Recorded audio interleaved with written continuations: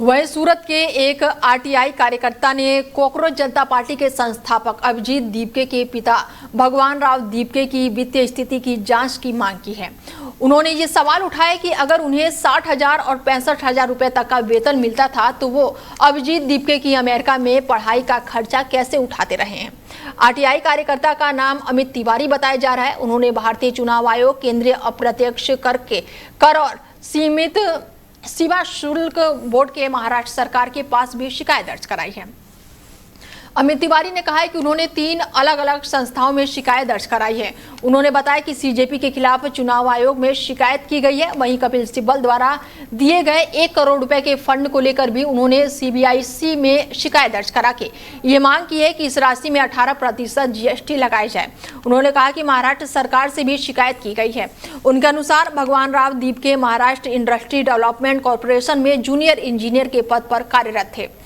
अमित तिवारी का कहना है कि अगर उनकी आय सीमित थी तो उनके परिवार की तरफ से विदेश में पढ़ाई का खर्चा कैसे पूरा किया गया, इसकी जांच होनी चाहिए। अमित तिवारी ने यह भी कहा है कि महाराष्ट्र सरकार को यह पता लगाना चाहिए कि कहीं ये आय से अधिक संपत्ति का मामला तो नहीं है।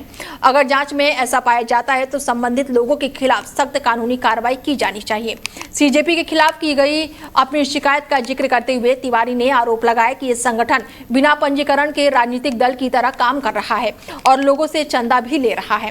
अमित तिवारी ने सीजेपी के नेतृत्व में चलाए गए आंदोलन की भी आलोचना की है। उन्होंने कहा कि शुरुआत में आंदोलन का उद्देश्य नीट पेपर लीक मामले पर छात्रों की आवाज उठाना था, लेकिन बाद में ये अपना मूल मुद्दे से भटक गए। उन्होंने कहा कि जब तक आंदोलन केवल नीट और शिक्षा व्यवस्था से जुड़े मुद्दों पर था तब तक कोई समस्या नहीं थी, लेकिन बाद में प्रधानमंत्री नरेंद्र मोदी और उनके परिवार को लेकर कथित तौर पर अपमानजनक टिप्पणियां की गई। तिवारी का आरोप है कि प्रधानमंत्री के विदेशी नेताओं के साथ संबंधों को लेकर भी गलत बातें कही गई। उन्होंने कहा कि इस सभी मामलों को लेकर भी संबंधित संस्थाओं में शिकायत दर्ज कराई गई है और उनका मानना है कि ऐसी गतिविधियां उचित नहीं है और उन्हें मांग की है कि संबंधित एजेंसियां इन शिकायतों की जांच करें और तथ्यों के आधार पर आवश्यक कार्रवाई करें।